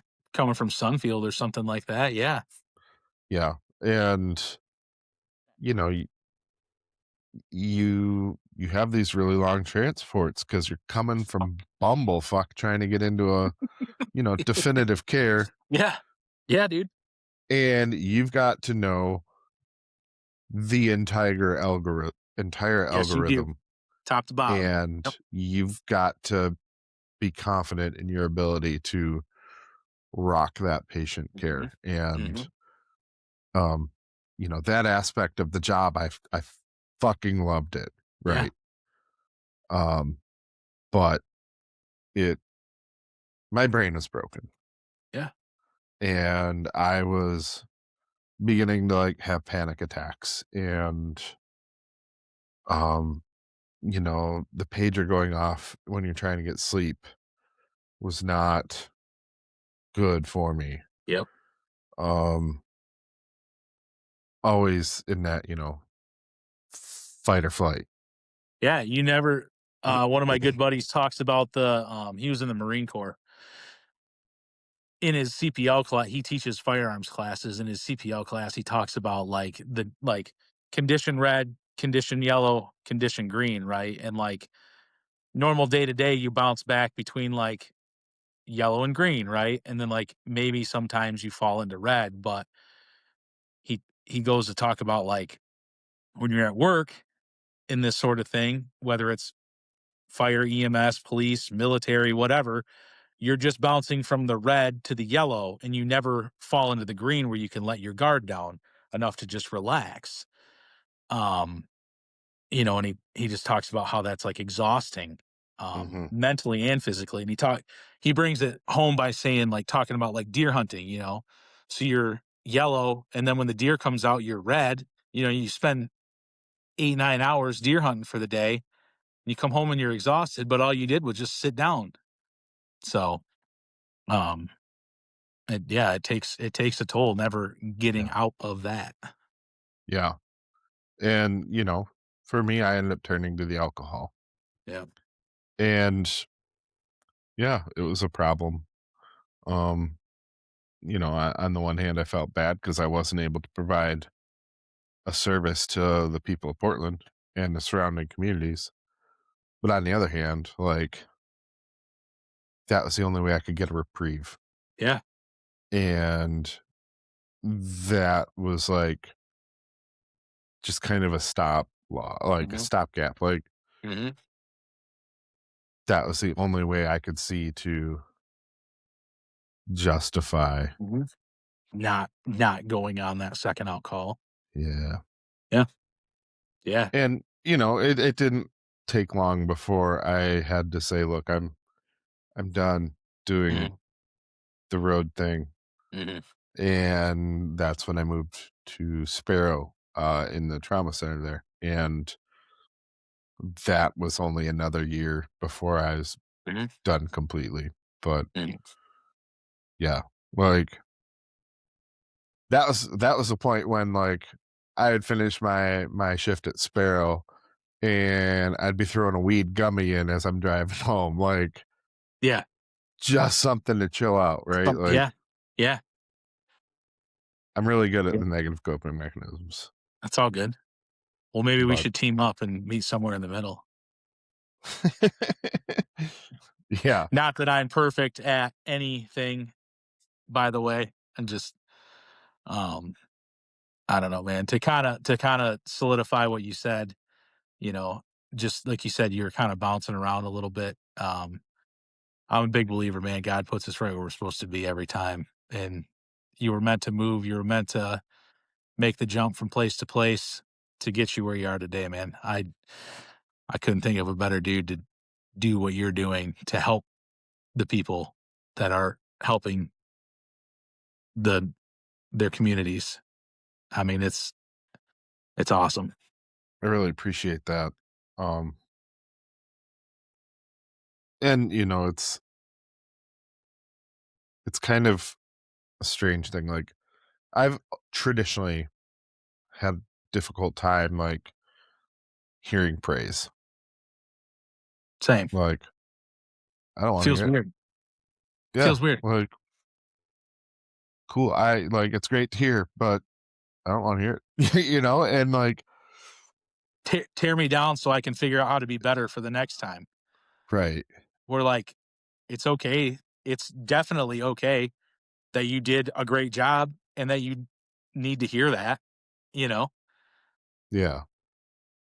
And it's one of those things that like I always try to make sure I tell people like when someone's doing a really good job, like they need to know that.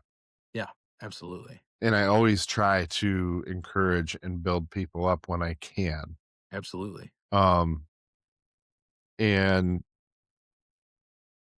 after doing that, at some point it was like, okay, maybe you need to start hearing what people say too. Like, Mhm.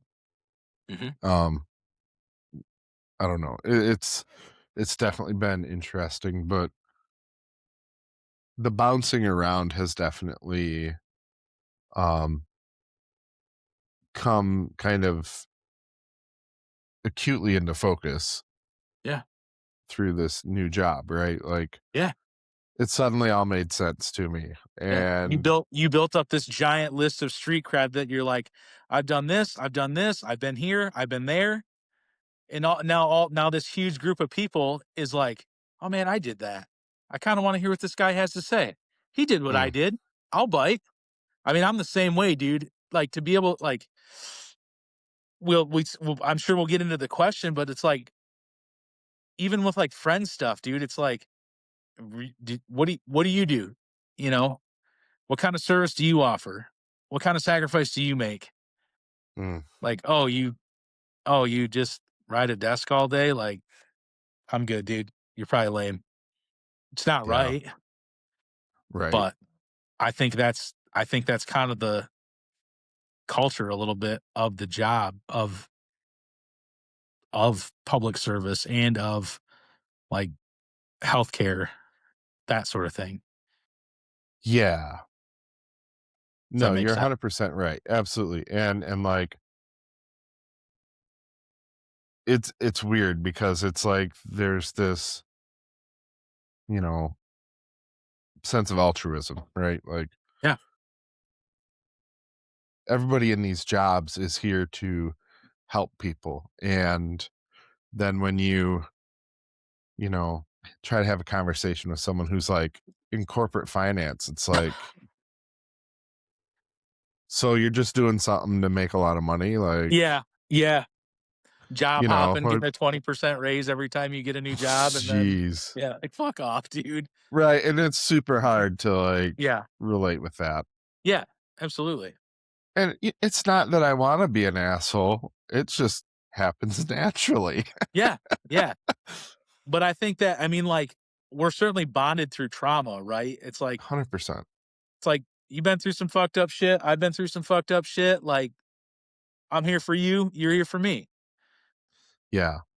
And Yeah. we can And it's it's that we're all motivated by something greater than absolutely, ourselves. absolutely. And um yeah, and I appreciate that, my experience has kind of uniquely positioned me to connect with people like me that might be struggling with stuff because Mhm. I I've sure done a lot of struggling on my own. And, if I can help other people through that now, then Absolutely. that makes me really happy. Absolutely. Um, and it's funny too, because like going back to that debrief, there were 35 people that attended that debrief. That's a lot of people. And it was a really good turnout. Mhm. I did not expect that big of a turnout, No, honestly. me neither. Me neither. Um, but that said, 10 of the people I would say I know quite well. Yeah. 15 of them that I know of, right? Like, Yeah. um, the people I didn't really know, like a couple new guys on Westphalia that Yeah. I had never seen before. Clinton County Sheriff, I didn't really know any of them. Um, but having so many people that I know well enough that I'd be like, let's go uh grab a beer and have a Yeah. chat. Like Yeah. Yeah.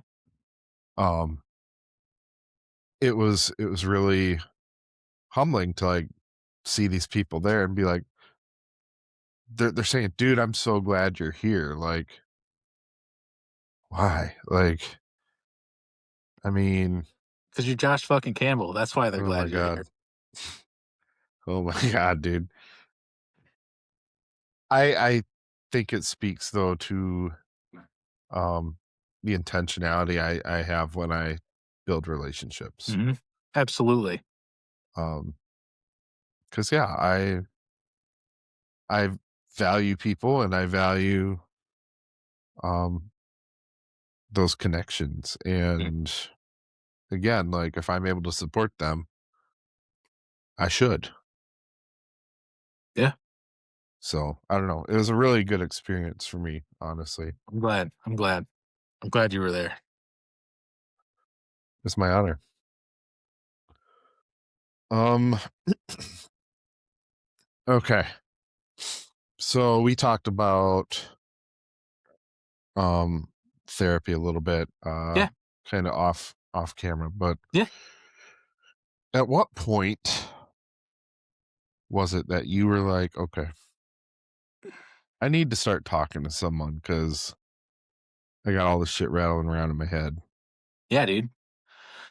Well, um, it was probably my like I want to say like my tipping point for that was after the shooting at MSU. Mm. Um, not anything. I don't want to say not anything for me, but I got on the peer support team to help my brothers and sisters out, right?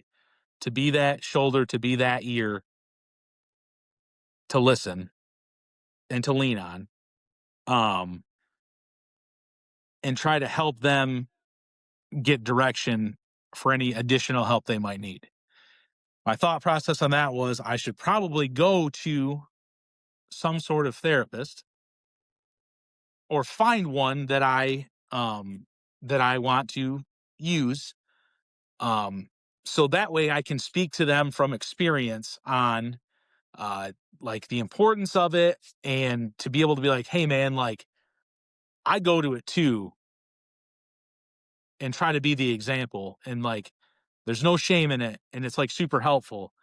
So with all that being said, like it's not uncommon to go through several therapists before you find one that you kind of mesh with. Yeah. Um I had reached out to one of my childhood best friends, his oldest brother. Um he's in he is a therapist. Reached out to him, had a little history with him. He knew who I was. He was quite a bit older. My best friend was the youngest child in their family. He was the oldest child in their family. So there was a pretty big age gap, but I knew him. Like I knew him, he knew me, but pretty kind of limited. Going there for the first session, uh he starts prying a little bit. Uh 45 minutes to an hour later, of me bawling my eyes out talking about shit that I never thought I'd need to talk about. And I feel like I got an Olympic weight set lifted off my shoulders Hmm. on the first go. Um, it was awesome. I can't believe everybody doesn't have a therapist. Like seriously, man, like For real. empty the backpack. Like, dude, you don't have to carry it. You don't have to carry Yeah, it full. Dump it for out every sure. now and again. Like, there's no shame in it. Um, so yeah, so that was really like kind of the turning point for it for me. And it was incredible, right? And I probably actually need to just schedule another follow-up just to see what else he can pry out of my brain and dump out of the backpack type deal. Yeah. um especially being in the fire service, like it I mean, it's not normal, the stuff we see. It I mean, even police, fire, EMS, nursing, like in the ER, like that sort of stuff, we are not supposed to see that as humans. We're not. You're given a front row seat to the worst that humanity has to offer. Uh-huh. All of the atrocities of the world. Yep. Yep. Yep. Yeah. And, I really liked how you mentioned that you kind of needed to do it in a sense, like putting your mask on a plane before putting the masks on other people. Like, Right. you've got to make sure that you're on stable ground, Yeah. especially if you're going to be active in a peer support role. Yeah. And you know, I guess another way to look at it is you got to know how to swim if you're going to go into the water to help other people out. 100%. 100%. Yeah. And I don't want to give them any misleading information or give them something that's not going to help them. Um, yeah, it was awesome. It was an awesome experience, and I'm so very thankful that I was able to do that. Have you have you been able to like discuss your experience and that positive feeling with a lot of other folks? Yes. Yeah, I think I actually went back to shift, like, the day after I went to that therapy session. I was like, "You guys gotta do this." Yeah. Like, it's phenomenal. Like, just go do it. Yeah. And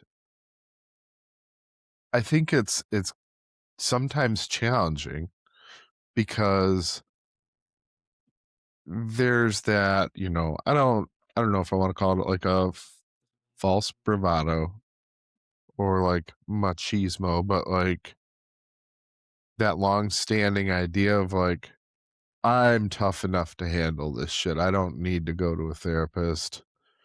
Yeah, Because that was for a long time the culture in the fire absolutely. service, right? Absolutely.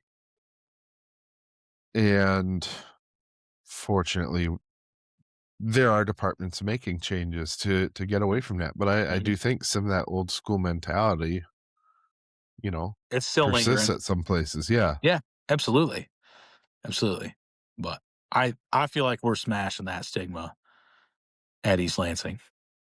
Um, It's it's and good. I think that East Lansing is set up to be much more progressive in that Mhm. realm. Whereas I would not be shocked to hear that's not the case at all at Westphalia. Because again, you have that stoic group Yeah. of, hard-nosed folks that Yeah. so I'd be interested to hear how things develop after that last Me too. I debrief. pushed We got home from that call, and I picked up my phone to our peer support coordinator, um, before I even pulled in my driveway. You talking about I said, Jim?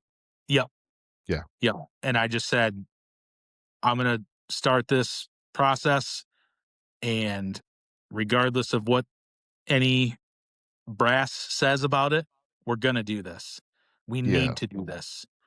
yeah, Because we have a lot of members that are, like, 2 years and under that have never been on a call like this, and we can't have them quit. You know what I mean? Like, yeah, I don't want that to be the reason they don't come back type deal, right, when we coulda helped them, you know? And even if they do decide that maybe this isn't for them, we can at least say that we helped them as best we could and gave them the resources to make sure that they were okay after, or able to cope with this after that call. yeah. It seemed like, Randy, your chief Yeah. at Yeah. Westphalia, was really on board with it. Yes. Yep. Yep. He's fantastic. Yep. I got in his ear a little bit just to say, like, "Hey man, I'm gonna set this up. We need to do this." Like, and he was very receptive to it. There was never any pushback, but I just, being that I'm kind of that I'm kind of exposed to, like, the peer support stuff quite frequently. Yeah, I know the importance of it, and I know what it can do. mhm. So, Yeah, shout out to Randy, though, for yep. for really Yep. supporting your effort there. Yeah. He's a good dude. He's super good Yeah. dude. Yeah, it's funny because when I walked in, I'm like, "I know I've seen you," and he's like, "I'm Randy," and then you're like, "The chief," or something like, Yeah. "Oh, yeah, I'm an Yep. idiot. Yep. No, It's it's all it's good, been dude. a minute." It's all good. But, yeah, no, I do love seeing progress being made, especially in, like I said, Westphalia, where I think that it could have gone a whole different direction. Yeah. Yeah. And, like, have you ever seen the documentary Burn? about Detroit Fire? Yes. So Dave Parnell, the engineer, there's that one scene where he talks about in 50 or what do you say, like 45 years of firefighting or something like that. He said he wishes his mind could forget the things his eyes have seen. Hmm. And I'm like, dude, like I don't want to go out like that. I don't want to retire Yeah. and like have that weight. Like I don't want to give the best years of my life to the fire service just to get out and just be like unable to do anything and enjoy anything post Yeah. retirement or post career, you know. Um and not to say he's this, I don't know this guy, I've never met him, but like it's like, dude, like somebody reach out to that guy, get him a little help, make him get him to the point where he can enjoy his life type deal. I Yeah. don't know. And it's interesting because I think at the time, um, I hope things have improved since then, but like Yeah. uh Detroit Fire, understaffed, underfunded, shit Yeah. equipment, shit I think it's better. protective gear. Um, I seriously don't think they were gonna allocate financial resources to Yeah. mental health when they're needing Engines and trucks. turnout gear. And Yeah. yeah, like, Yeah.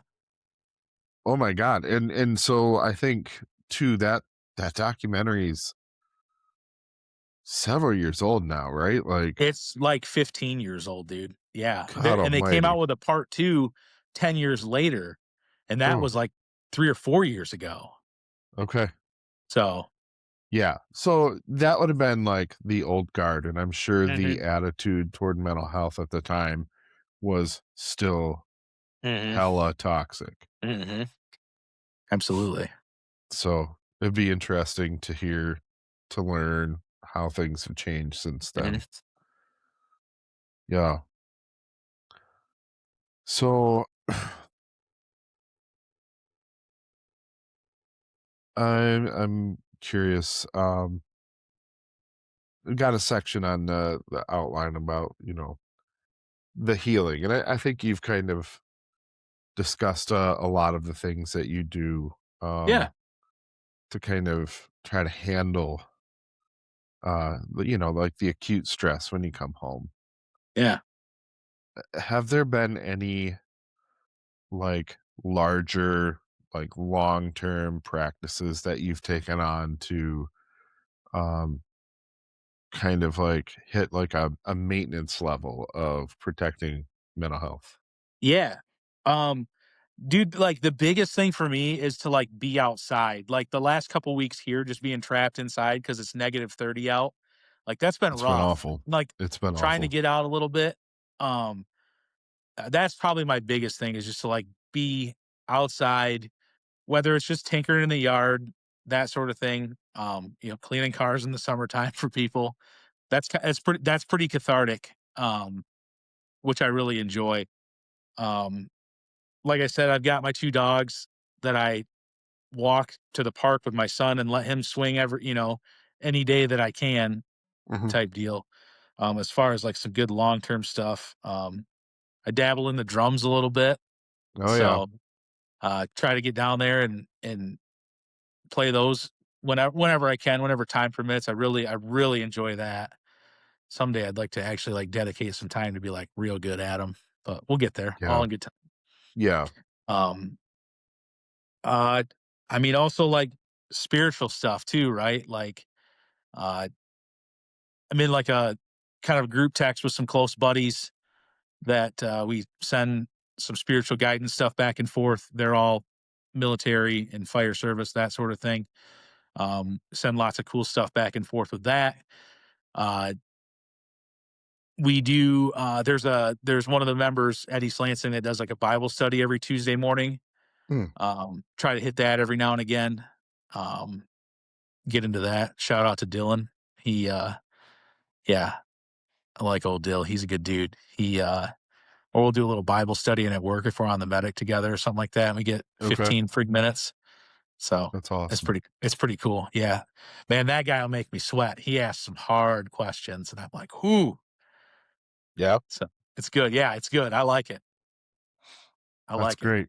Yeah. So your faith has really played a significant role in you Man, I maintaining. think so. I think so. I also want to say like I'm not a big like church guy.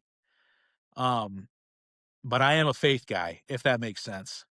100%. Um, church doesn't always get me like stoked up to like go out and like do like the God's mission type deal. I Yeah, find that more in like the reading and like uh it sounds dumb, but like some like social media stuff like that. sure. That sort of thing. So Yeah. for whatever that's worth. Well, and I think it helps to kind of give us something to ground ourselves in. Absolutely. And it it really is a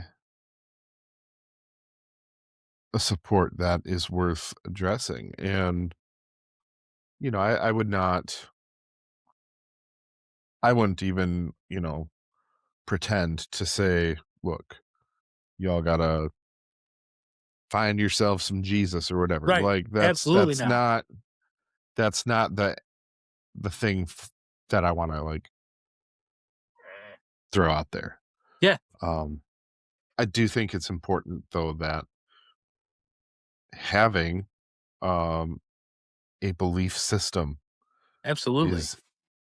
is a way to allow you to like reframe some of the trauma that you experience Mhm. in a way that's a little more helpful for understanding and Absolutely. healing from. Absolutely. But Yeah. yeah, no, that's good to hear though. Yeah. It's good to hear that you've got, you know, resources for that like at work. Yes. That's Yeah, huge. it's cool. Yeah, Yeah. we there's quite a few people that go to that morning Bible study that I work with. Yeah. So it's just kind of cool. Yeah. Yeah, I put something together when we were doing our pre-mob and deployment. Yeah. Um had a group, it was scriptures and stogies or some shit like Yeah. that. We Yeah, but all dude, that's sweet. And like, I mean, Jesus calls us to walk with people, right? It doesn't say how we're supposed to walk with people. It just says we're supposed to walk with people. yeah. So just to get, dude, like you said, stogies to get the foot in the door, and then you talk about some scripture, like it's all good, man. Like that's what it is. To me, that's what it means. Yeah. No, So and that was like for me, I think it was really good getting me in the right headspace to, be in a foreign country away from yeah. my wife and like just that, rooting in that Mhm. in my faith was super beneficial. Absolutely. But yeah, so what we're kind of going to wrap this up here, but Sure. what would you say your best advice is for someone that might be experiencing struggles with their mental health and in your line of work? Yeah. I got a whole thing written down here. Um, my biggest 2 words are keep hammering. Keep hammering away at it. You'll get there. Um, the mental health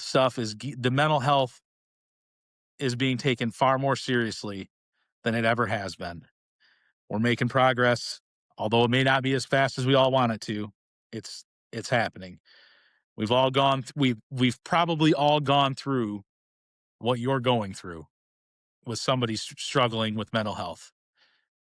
Reach out, talk to somebody, find somebody in confidence that you can empty that backpack with and keep going. I put on there, um, talk at the table, talk at the kitchen table at the firehouse. Um, we're going to get it right. I know we will. It's the best job in the world. And then at the end, I wrote here, I refuse to give only my customers my best when I could give my family the leftovers. They all deserve the best. Mm, So, yeah. Those are some strong words, man. so I appreciate that. you can be Um, down, but not out.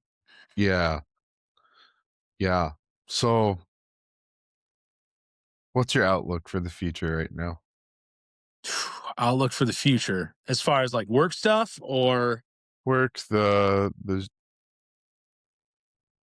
mental health landscaping in the first responder world. yeah. Um, man, I think we're gonna get it right eventually. I don't have a time frame on it, but I'm willing to bet it'll be within my career. Um, it's it's awesome to see that it's kind of taking shape and being taken seriously now. And that like mental health injury is a real thing, especially in this line of work. Hmm. Um, I think there's more support than there's ever been, which is cool. Um, like we said earlier, like that kind of old guard is kind of phasing out, as far as like bury that, act tougher, that sort of thing. Um, and I think I'm hopeful. I'm optimistic. It's good to hear. Just keep Yeah. hammering. Keep hammering. Love it. Yeah. All right, Kevin. I can't thank you enough for being willing to sit here and shoot the shit with me and talk about these really important topics. Likewise, man. I appreciate you having me on. It's an honor. Yeah. It's been great, dude. And I always love talking with you. Of I think course. we're Likewise. overdue for lunch, Yeah, we probably ought to make that happen one of these days. but yeah, man. As always, dude, I love you Yep. and thanks again for being here, man. All right. I love you too, man. You have a good night. Thanks. With See ya. that, I think we are done here. So thank you for listening. Shout out to Kevin and East Lansing Fire for really trying to pave the way in the Lansing metro area with the mental health support. Um, give us a like, share, subscribe. It all helps. Take care.